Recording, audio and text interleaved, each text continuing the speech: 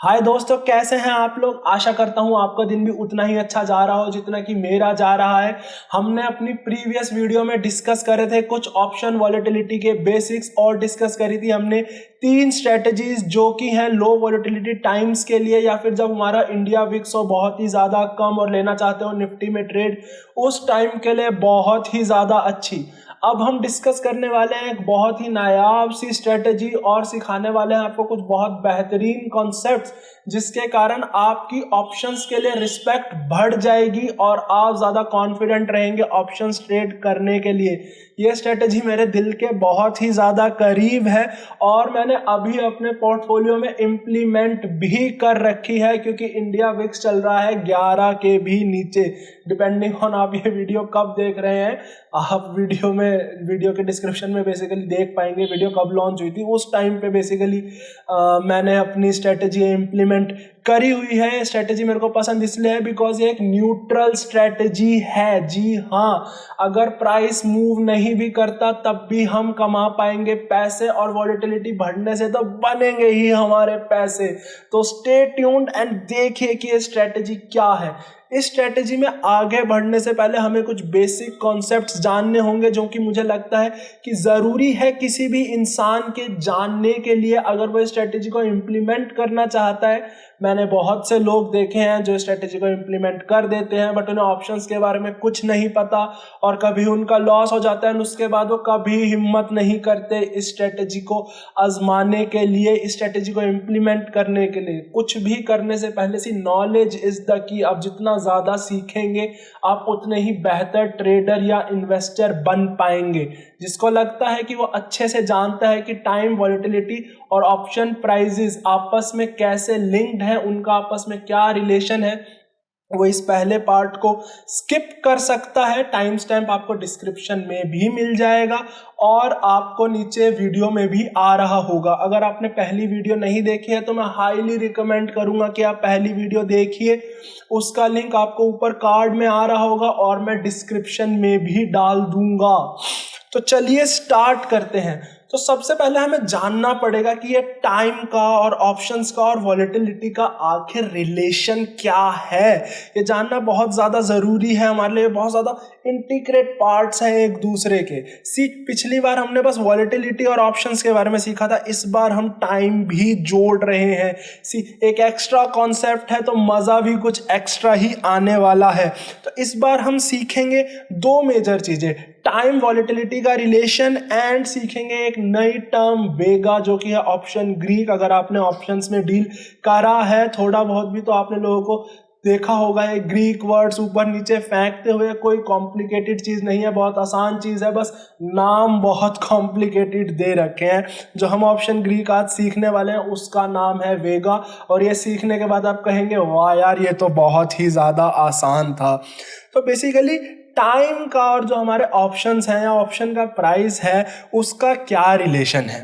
तो अब अगर हम स्क्रीन की तरफ देखें तो हमने देखेंगे कि मैंने कुछ चार्ट सा ड्रॉ कर रखा है और लिखा हुआ है शॉर्ट टाइम लॉन्ग टाइम। तो बेसिकली मैं यहाँ पे क्या बताना चाह रहा हूँ, मैं यहाँ पे बताना चाह रहा हूँ कि अगर मान लीजिए आपके पास एक शॉर्ट टर्म ऑप्शन है, मान लीजिए आपने कोई 1 महीने का ऑप्शन बाय कर रखा है, मान लीजिए आपने ऊपर की तरफ कॉल ऑप्शन बाय कर रखा है, नीचे की तरफ पुट ऑप्शन बाय कर रखा है, या आपने सेल भी कर रखा है, दोनों ही तरीके से एग्जाम्पल सेम ही काम करेगा। तो मान लीजिए आपने put option call option buy कर रखा है और आपके पास 1 महीने का टाइम है। तो क्या लगता है ऑप्शन आपके कॉल ऑप्शन के स्ट्राइक प्राइस से ऊपर निकल जाएगा ऑप्शन का प्राइस, या आपके पुट ऑप्शन के प्राइस से स्टॉक का प्राइस नीचे गिर जाएगा? इसके चांसेस 1 महीने में ज़्यादा हैं या 1 साल में ज़्यादा हैं? जी, जितना ज़्यादा टाइम उसकी स्टॉक की मूव करने की प्रोबेबिलिटी उतनी ही ज़्यादा हो जाती है। नहीं, जितना टाइम स्टॉक के पास रहता है वो उतने ही ज़्यादा बड़े मूव्स दिखा सकता है। 1 महीने में स्टॉक कितना ही मूव कर जाएगा, बट हाँ 1 साल में तो स्टॉक एक सब्सटेंशियल रैली भी दिखा सकता है और डाउनफॉल भी दिखा सकता है। तो मैंने इस चार्ट में कुछ यही बताया कि हो सकता है 1 महीने में आपका डिजायर्ड रिजल्ट ना आए और कहीं साल के एंड में जाके हो सकता है कि आपको आपका डिजायर्ड रिजल्ट भी मिल पाएगा। तो इसलिए अगर टाइम ज़्यादा है और चांसेस चांसेस ज़्यादा है कि आपके स्ट्राइक प्राइस के, हमारा जो स्टॉक का प्राइस है स्ट्राइक प्राइस के ऊपर या नीचे जा सकता है। तो भाई जो लोग ऑप्शन राइट कर रहे हैं, जो ऑप्शन सेलर्स हैं, वो तो बोलेंगे ना भाई हमारे नुकसान की प्रोबेबिलिटी ज़्यादा है तो हमें प्रीमियम्स भी ज़्यादा चाहिए। तो जी हाँ, ऐसा ही होता है। जो हमारे शॉर्ट टर्म ऑप्शंस रहते हैं उसमें चांसेस कम रहते हैं कि आपके स्ट्राइक प्राइस के ऊपर या नीचे, या बेसिकली आपका ऑप्शन इन द मनी आएगा, उसके प्रोबेबिलिटी हमारी कम रहती है, इसलिए उनके प्रीमियम से हमारे ऑप्शन का प्राइस भी कम रहता है। As simple as that. Long term में प्रोबेबिलिटी ज़्यादा रहती है तो उसके प्रीमियम्स भी ज़्यादा रहते हैं। आपको ये समझना बहुत ज़्यादा ज़रूरी है कि ऑप्शन एक प्रोबेबिलिटीज़ का खेल है, प्रोबेबिलिटीज़ ही गवर्न करती हैं कि ऑप्शन का प्राइस क्या रहने वाला है। दोबारा देख लीजिए चार्ट को, आपको ये चीज़ें ज़्यादा अच्छे से समझ आने लग जाएंगी। शॉर्ट टर्म में शायद हमारा प्रॉफिट ना होता, बट अगर हम 1 साल रुके रहते तो हमारा प्रॉफिट हो सकता था। चलिए अब थोड़ा सा आगे बढ़ते हैं। आगे बढ़ते हम देखते हैं ये वेगा क्या है। अभी आपको हो सकता है कॉन्सेप्ट थोड़े डिसकनेक्टेड लग रहे हो, बट थोड़ी देर बाद ये कॉन्सेप्ट सारे आपस में आके मिलेंगे और आपको बहुत अच्छा लगेगा जब ये स्ट्रेटेजी में आके मिलेंगे। तो ये वेगा क्या होता है? वेगा कुछ नहीं होता, वेगा बस होता है कि अगर वॉलेटिलिटी 1% बढ़ जाएगी तो मेरे ऑप्शन प्राइजेस में कितना इजाफा होगा, या फिर जब मेरी वॉलेटिलिटी 1% बढ़ जाएगी तो मेरा कितना प्रॉफिट होगा अगर मैंने ऑप्शन बाय कर रखा है। ये वेगा है और ये बहुत ही ज़्यादा आसान चीज़ है। अगर हम अब देखें, अब हम रिलेट करना चाहते हैं कि भाई ये वेगा और ये टाइम का क्या रिलेशन है, क्योंकि हमने ऊपर अभी टाइम भी डिस्कस करा है। तो चलिए देखते हैं वेगा और टाइम का क्या रिलेशन आता है। अब अगर हम थोड़ा सा नीचे बढ़ें तो मैंने ये 2 चित्र बना रखे हैं यहाँ पे। मेरी ड्राइंग तो उतनी अच्छी नहीं है ऑफ कोर्स। तो अब अगर हम देखते हैं, अगर हमारे पास एक छोटी सी स्टिक होती, लेट्स से मेरे पास एक छोटा पेन है, ठीक है, और मैं इसके निचले कोने से यहाँ से इसे 1 डिग्री हिला देता, तो आप देखेंगे इसका दूसरा कोना बस इतना ही हिला है। सी, जैसा कि हमने चार्ट में देखा है, अगर मैं छोटी स्टिक को एक एंड से 1% से हिला रहा हूँ, बेसिकली 1 डिग्री से हिला रहा हूँ, तो मेरा दूसरा एंड मान लीजिए 2 मीटर की डिस्टेंस कवर कर रहा है। ओके, अगर मैं लेता हूँ इससे बड़ी स्टिक, लेट्स से मैंने स्केल ले लिया, ठीक है, अब अगर मैं इसे 1% से हिलाता हूँ तो आप डिफरेंस देख रहे हैं, यहां से यहां मैंने उतना ही हिलाया है, बट जो इसका दूसरे एंड है वो ज्यादा मूव कर रहा है। सो टाइम और वेगा का भी कुछ ऐसा ही रिलेशन है।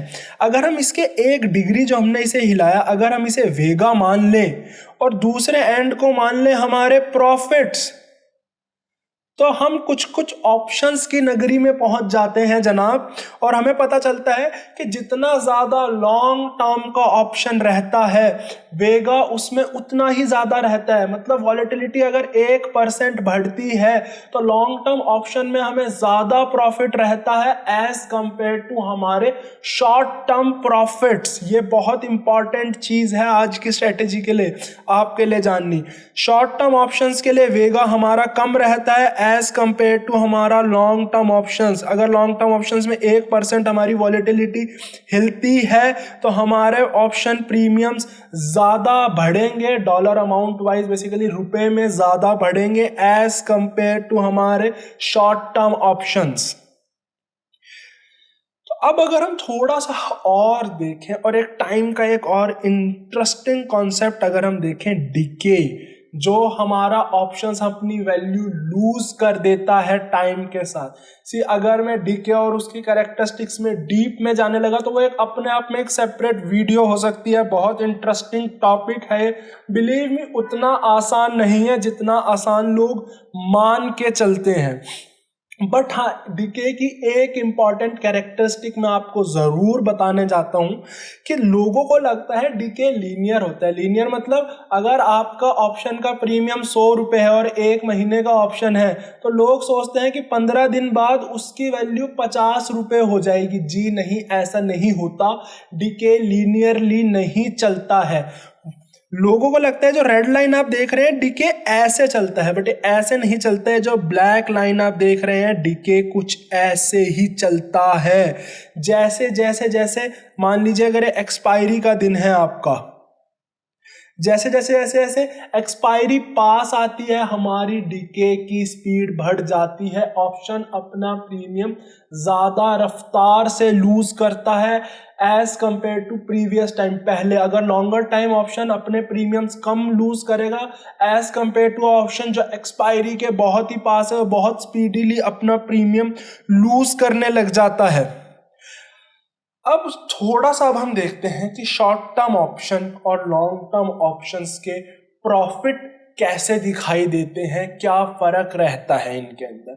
सो हमने बेसिकली कुछ ऊपर वाले चार्ट की तरह ही हमने एक यहाँ पे चार्ट बनाया और ये हमारे पास दो ऑप्शंस हैं, लॉन्ग टर्म ऑप्शंस जो कि पूरा यहां तक है and short term option. Okay, ये मान लीजिए हमारे शॉर्ट टर्म ऑप्शन की एक्सपायरी है यहाँ पे एंड ये हमने कॉल ऑप्शन बाय कर रखा है, हमने पुट ऑप्शन बाय कर रखा है, ऊपर की तरफ कॉल ऑप्शन नीचे की तरफ पुट ऑप्शन, या हमने कॉल ऑप्शन ऊपर सेल कर रखा है और पुट ऑप्शन नीचे सेल कर रखा है, सेम है पहले की तरह। तो अब अगर हम देखें कि एक्सपायरी से, शॉर्ट टर्म ऑप्शन के एक्सपायरी से अगर मान लीजिए एक दिन पहले कॉल ऑप्शन के ऊपर अगर हमारा स्टॉक का प्राइस या निफ्टी का प्राइस अगर ऊपर निकल जाता है तो क्या लगता है किस ऑप्शन में मुझे ज्यादा फायदा मिलना चाहिए, लॉन्ग टर्म ऑप्शन या शॉर्ट टर्म ऑप्शन? समझ नहीं आ रहा यार, आई डोंट नो, थोड़ा सा डिफरेंट एंगल से सोच के देखते हैं। अब देखिए जो शॉर्ट टर्म ऑप्शन है उसके एक्सपायरी में बचे हैं बस एक दिन। अगर हमारा स्टॉक का प्राइस हमारे जो स्ट्राइक प्राइस है उसके ऊपर निकल चुका है, कॉल ऑप्शन के स्ट्राइक प्राइस से ऊपर, तो प्रोबेबिलिटी बहुत ज़्यादा है कि एक्सपायरी के दिन भी ये उसके ऊपर ही रहेगा। बहुत डेफिनेटिव सा है कि हाँ यार ये तो बस ऊपर निकल ही गया, आप इन द मनी हो ही, आपके प्रॉफिट्स बन ही गए, भाई घर जाओ मजे मारो, ठीक है। बट अगर अब हम लॉन्ग टर्म ऑप्शन की तरफ देखें तो आप देखते हैं लॉन्ग टर्म ऑप्शन के एक्सपायरी में अभी बहुत दिन बचे हैं, तो हो सकता है ये स्टॉक का प्राइस वापस नीचे आ जाए। तो अभी आपकी प्रोबेबिलिटी उतनी स्ट्रांग नहीं है, अभी चांसेस उतने ज़्यादा नहीं है कि आपकी बेसिकली आप इन द मनी ही होंगे। तो शॉर्ट टर्म ऑप्शन में आपको यहाँ प्रॉफिट ज़्यादा मिलेगा, आप ज़्यादा पैसे कमा पाएंगे बिकॉज आप सर्टेन है कि ये इन द मनी आ चुका है। इसीलिए मैं लाइन लिखता हूँ, short term options are go big और गो होम, ठीक है, ज़्यादा कमाएंगे या बस घर चले जाएंगे, ठीक है। लॉन्ग टर्म ऑप्शंस में आप बेशक ज्यादा ना कमाए बट आप लूज भी कम करेंगे सेम टाइम में।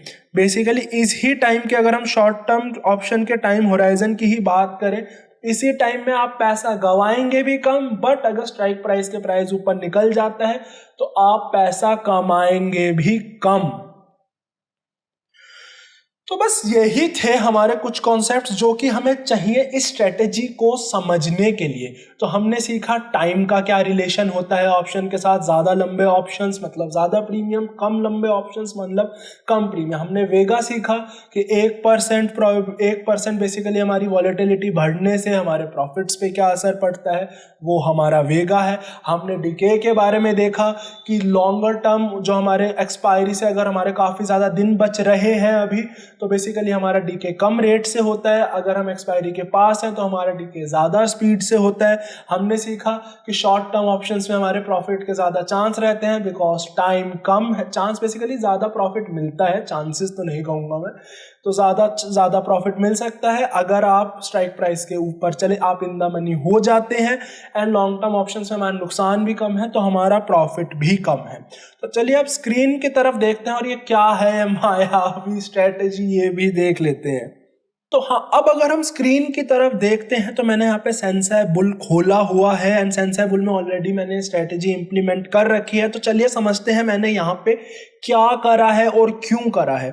तो मैंने बेसिकली 18,000 का मई सीरीज का पुट ऑप्शन करा है सेल और 18,000 का दिसंबर का पुट ऑप्शन करा है बाय, जिसकी वजह से मेरा ये कुछ ट्रायंगल जैसा दिखने वाला ये ग्राफ बना है। ये क्यों बना है, ये क्या प्रॉफिट शो करता है, कैसी कैरेक्टरिस्टिक्स हैं, तो चलिए समझते हैं इसके बारे में। सबसे पहले तो जो आपको दिख रहा है कि एक न्यूट्रल स्ट्रेटजी है, मींस अगर प्राइस मूव नहीं करता हमारे पैसे तब भी बन रहे हैं, जैसा कि मैंने आपसे वादा किया था। तो बेसिकली इसकी जो न्यूट्रलिटी है, बेसिकली ना मूव करने से जो इसके पैसे बन रहे हैं वो बन रहे हैं हमारी सेलिंग पोजीशन के कारण, जो हमने 18,000 का पुट ऑप्शन सेल कर रखा है। मैं आपको ये दिखाना भी चाहूँगा, अगर मैं धीरे धीरे करके अगर मैं अपने डेज इंक्रीज करता हूँ इसके अंदर तो हमारा प्रॉफिट इंक्रीज कर रहा है। चलिए इसे वापस ले आते हैं। सेकंड, अब जो मैंने आपसे वादा करा था कि वॉलेटिलिटी बढ़ने से इसमें फायदा होगा, वो फायदा होगा हमें 18,000 के ऑप्शन से जो हमने सेल करा, जो हमने बाय करा है दिसंबर सीरीज में। तो बेसिकली वो भी हमें होता दिख रहा है, मैं आपको दिखाना चाहूँगा वो भी। सबसे पहले कि लीजिए, मैंने दोनों के ही वॉलेटिलिटी 1-1% बढ़ा दी, 1-1 पॉइंट बढ़ा दी है, एंड जो मेरे इसमें प्रॉफिट्स हैं वो ऑलमोस्ट ब्रेक इवन से 3% पे आ चुके हैं। तो डिस्कस करते हैं कि ऐसा क्यों हो रहा है। सबसे पहले तो जो हमारी न्यूट्रल पोजीशन है, टाइम बढ़ने से हमारा प्रॉफिट क्यों आ रहा है। अब लोगों को लगा कि यार हमने तो बाइंग भी कर रखी है, टाइम बढ़ने से तो हमारा बाइंग में नुकसान होना चाहिए, बट हमारा प्रॉफिट हो रहा है, वो क्यों हो रहा है। तो हमने अभी एक कॉन्सेप्ट में सीखा था कि जो हमारा शॉर्ट टर्म ऑप्शन रहता है वो ज़्यादा स्पीड से अपनी मनी लूज करेगा एज कंपेयर टू हमारा लॉन्ग टर्म ऑप्शन। इसी की वजह से जो हमारे प्रॉफिट्स हो रहे हैं हमारे सेलिंग में वो ज़्यादा हो रहे हैं एज कंपेयर टू जो हमारे लॉस होंगे टाइम के डिके होने से लॉन्ग टर्म ऑप्शन में। तो अभी मैंने दिसंबर सीरीज का ऑप्शन चूज करा है। आप चाहें तो कोई भी ऑप्शन की सीरीज चूज कर सकते हैं, जस्ट उससे ज्यादा टाइम फ्रेम की होनी चाहिए। अगर आपने मंथली ऑप्शन चूज करा है तो आप सेकेंड मंथ का ऑप्शन बाय कर सकते हैं, उससे अगले मंथ का ऑप्शन बाय कर सकते हैं। सेम ही स्ट्राइक प्राइस रखने की कोशिश करिए। आप थोड़े से क्रिएटिविटी जरूर दिखा सकते हैं। बेसिक कॉन्सेप्ट यही है कि डीके ज्यादा होगा क्योंकि शॉर्ट टर्म है, एंड जो हमारा लॉन्ग टर्म है बाइंग का उसका डीके कम रहेगा। सेकंड जो हम देख पाएंगे वो ये रहेगा कि वॉलेटिलिटी क्योंकि लॉन्ग टर्म ऑप्शंस के ज़्यादा इम्पैक्ट करती है, तो वॉलेटिलिटी बढ़ने से लॉन्ग टर्म ऑप्शंस में भी हमें फ़ायदा मिलेगा। और ये पोजीशंस कहीं ना कहीं एक दूसरे को हेज भी करती हैं। जी हाँ, सी राइट हैंड साइड अगर हम बढ़ेंगे तो हमारा पुट ऑप्शन से हो रहा है प्रॉफिट, बट हमारा जो हमने बाइंग कर रखी है उससे हो रहा है हमारा नुकसान। तो वो धीरे धीरे निगेट होते हैं। तो एक अल्टीमेट मतलब बहुत जितना भी नुकसान हो सकता है उतने नुकसान वाली ये स्ट्रेटेजी नहीं है। इसमें अपने आप ऑटोमेटिक स्टॉप लॉस लगे हुए हैं। अगर मैं एनालाइज में जाऊं एंड मैं वापस समरी में देखूं तो हमें वापस मिल जाएगा कि जो इसका मैक्स लॉस है वो 49% ऑफ द कैपिटल का है। मींस मैक्सिमम लॉस नहीं है, आप अपना सारा कैपिटल नहीं गंवा सकते हैं इसके अंदर। अगर अब हम देखें कि इसकी ये शेप क्यों आ रही है, जी ये समझना बहुत ज़रूरी है कि इसकी ये अजीब सी ऐसी शेप क्यों है। कुछ लोग बस आएंगे आपको स्ट्रेटेजी बता देंगे, ऐसा करिए न्यूट्रल ट्रेड रहेगी एंड वॉलेटिलिटी बढ़ने से फ़ायदा होगा, बट आपको ये एक्सप्लेन नहीं करेंगे कि इसकी ऐसी शेप क्यों है, इसकी क्या कैरेक्टरिस्टिक्स हैं। तो आप कभी खुद से ट्रेड नहीं ले पाएंगे, आप बस उनकी वीडियोज़ के मोहताज हो जाएंगे, जो कि मैं नहीं चाहता हूँ। अब अगर हम देखें तो हमें पता चलेगा जो हमारा राइट लेग का प्रॉफिट है वो हमारा आ रहा है ऑप्शन सेलिंग की पोजीशन से। यहाँ पे हमारी ऑप्शन सेलिंग की पोजीशन हमें प्रॉफिट दिखा रही है जैसे जैसे हम राइट हैंड साइड पे जाते हैं। और अगर हम इसकी लेफ्ट हैंड साइड भी देखें तो हमें पता चलेगा लेफ्ट हैंड साइड में भी हमारा इमीडिएट नुकसान नहीं है। एक्सपायरी वाली लाइन की बात कर रहा हूँ मैं, यहाँ पे जो ग्रीन कलर की है तो उसमें हमारा इमीडिएट नुकसान नहीं है, वो धीरे धीरे टेपर हो के नुकसान में आ रही है। तो हमारी जो लेफ्ट हैंड साइड है वो मिक्सचर से बनती है। एक तो थोड़ा प्रॉफिट हमारा आता है जो कि आता है हमारा ऑप्शन सेलिंग की पोजीशन से, और थोड़ा प्रॉफिट हमारा आता है जो कि आता है हमारी ऑप्शन बाइंग की पोजीशन से। अब आप देखेंगे तो धीरे धीरे धीरे करके ऑप्शन बाइंग की पोजीशन हमें प्रॉफिट दिखा रही है जैसे जैसे हम लेफ्ट हैंड साइड पे बढ़ते हैं। तो भाई ठीक है ना, जब हमारी लेफ्ट हैंड साइड की जो हमारी पोजीशन है वो हमें प्रॉफिट दिखा रही है बाइंग के थ्रू, तो बाद में जाके नुकसान में क्यों चला जाता है? जी हाँ, हमने ये भी बात सीखी थी अपनी वीडियो में कि जो हमारी शॉर्ट टर्म पोजीशंस हैं वो नुकसान भी ज़्यादा दिखाती हैं और प्रॉफिट भी ज़्यादा दिखाती हैं शॉर्ट टर्म के अंदर। तो यही होता है, एक टाइम के बाद जब हमारा पुट ऑप्शन है पूरा नुकसान में आ जाता है और हमने जो पुट ऑप्शन बाय कर रखा है वो उसके नुकसान को ऑफसेट नहीं कर पाता, कवर नहीं कर पाता, तो धीरे धीरे करके हमारी पोजीशन नुकसान में आने लग जाती है। दोनों साइड पर सेम ही कॉन्सेप्ट है, सेम ही कॉन्सेप्ट के कारण हमारे लॉसेस हो रहे हैं और हमारे प्रॉफिट्स भी हो रहे हैं। अब कुछ लोगों को लगेगा, देखिए इसे ब्रेक इवन पॉइंट्स लिखे हुए हैं 2% आगे की तरफ एंड 1.8% पीछे की तरफ, एंड लोग ये स्ट्रेटेजी बनाते हैं किसी भी अपने स्ट्रेटेजी बिल्डर में and in break even points को कुछ ज़्यादा ही सीरियसली ले लेते हैं। मैं आपको बताऊंगा कि हमें इन्हें उतना ज़्यादा सीरियसली क्यों नहीं लेना चाहिए। हमने ट्रेड ली है न्यूट्रलिटी के ऊपर और वॉलेटिलिटी बढ़ने के ऊपर। तो अब अगर मानिए कि मैं वॉलेटिलिटी एक एक पॉइंट बढ़ा देता हूं एंड वापस देखता हूं तो मैं देखता हूं कि मेरे ब्रेक इवन पॉइंट्स चेंज हो चुके हैं, जो कि हो चुके हैं 3% और -2.3%। ये क्यों हुआ है? क्योंकि हमारा जो हमने पुट ऑप्शन बाय कर रखा था उसके प्रीमियम्स काफ़ी ज़्यादा बढ़ चुके हैं और वो हमारे जो हमने सेल करा था पुट ऑप्शन उसके नुकसान को बहुत ज़्यादा लंबे टाइम तक ऑफसेट कर पा रहा है। तो हमारे ब्रेक इवन पॉइंट्स भी बढ़ गए हैं, हमारी इसमें प्रॉफिटेबिलिटी भी बढ़ गई है। पर बी कॉशियस माय फ्रेंड्स, ये आपके अपोजिट भी पड़ सकता है, क्योंकि अगर मैं इसे रीसेट करता हूं वॉलेटिलिटी को और एक एक पॉइंट कम करता हूं वॉलेटिलिटी एंड अब देखता हूं ब्रेक इवन पॉइंट को, तो मेरे ब्रेक इवन पॉइंट कम हो चुके हैं, जो कि अपर साइड पे हो चुके हैं 1.1% और लोअर साइड पे हो चुके हैं -1.2%। तो ये स्ट्रेटेजी मेनली सिर्फ लो वॉलेटाइल टाइम्स में ही अच्छा काम करती है, बिकॉज उस टाइम पे वॉलेटिलिटी के हाई होने के चांसेस काफ़ी बढ़ जाते हैं या एटलीस्ट वॉलेटिलिटी और गिरने के चांसेस कम हो जाते हैं। तो इस स्ट्रेटेजी में बहुत से कॉन्सेप्ट्स लगे जिसमें हमारा वेगा भी लगा। सो बेसिकली वेगा हमारा कहाँ लगा? जो हमारा लॉन्ग टर्म ऑप्शन है वो हमारा ज़्यादा प्रॉफिट देता है, वेगा के कारण उसका वेगा ज़्यादा रहता है। अब मैं आपको दिखाना भी चाहूँगा ये चीज़ कि उसका वेगा ज़्यादा है, तो लीजिए देखते हैं। जो हमारी सेलिंग पोजीशन है अगर हम उसका वेगा देखें तो है -946, बट जो हमारी बाइंग पोजीशन है उसका वेगा है 2853। और अगर मैं दोनों का देखूं तो एक पॉजिटिव वेगा निकल के आता है 1901, जो बस दोनों वेगा का डिफरेंस है, दैट्स इट। और कुछ कॉम्प्लिकेटेड नहीं था, कुछ बेसिक कॉन्सेप्ट, कुछ बेसिक स्ट्रेटजीज, और हमारे पास एक न्यूट्रल स्ट्रेटजी आ चुकी है जो कि वॉलेटिलिटी बढ़ने से हमारा प्रॉफिट देती है, बहुत ज़्यादा लॉस नहीं देती। एंड स्ट्रेटजी की एक और बहुत इंपॉर्टेंट खासियत है वो ये है कि आपको मैंने इसमें बताया कि इसका जो मैक्स लॉस है वो है -49%। मीन्स आपका सारा कैपिटल नहीं जा सकता है इस स्ट्रेटजी में, बट जो है 49% का लॉस है बहुत ज़्यादा एक्सट्रीम मूव्स पर आपको जाके मिलता है।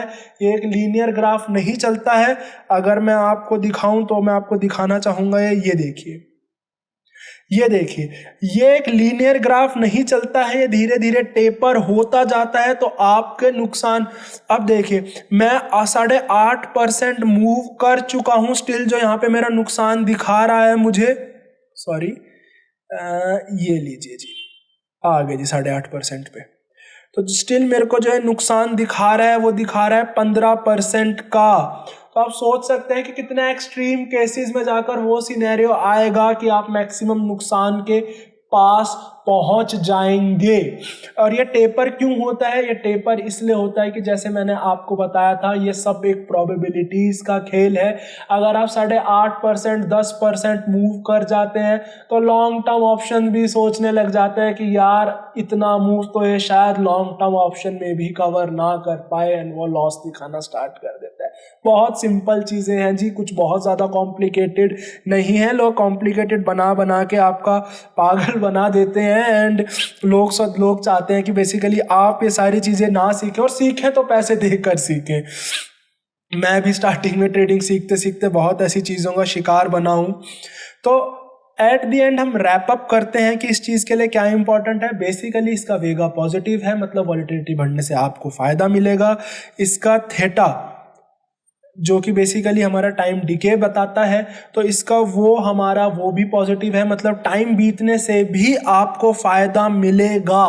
जो एक लौता नुकसान है वो ये है कि वॉलेटिलिटी कम होने से आपको इसमें नुकसान देखने को मिल सकता है।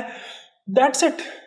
एंड जो आपके प्रॉफिट्स पे ऑफ्स हैं, हो सकता है वो उतने ज़्यादा हाई ना हो जितना आप लोग बाकी स्ट्रेटेजी से मे बी कमा पाएँ, बट हाँ एक थोड़ी सी सेफर साइड की स्ट्रेटेजी है। अगर लो वॉलेटिलिटी टाइम्स चल रहे हैं, आप खुद भी इसे इम्प्लीमेंट कर सकते हैं। ट्राई करिए, पेपर ट्रेड्स लेके देखिए, एंड मुझे भी बताइए आपको ये स्ट्रेटेजी कैसी लगी। मुझे बहुत अच्छी लगती है बिकॉज ये न्यूट्रलिटी के माइंडसेट में आती है, जैसा कि ऑप्शन सेलर्स चाहते हैं, एंड हम अपने न्यूट्रल ट्रेड्स ले पाते हैं। वॉलेटिलिटी इंक्रीज होने से हम अपना फ़ायदा उठा पाते हैं। Thank you so much. आशा करता हूं कि आपको ये वीडियो पसंद आई हो। हमारे चैनल को लाइक सब्सक्राइब करें और आगे ऐसी ही वीडियो देखते रहें। थैंक यू आपका इतना प्यार दिखाने के लिए। धन्यवाद।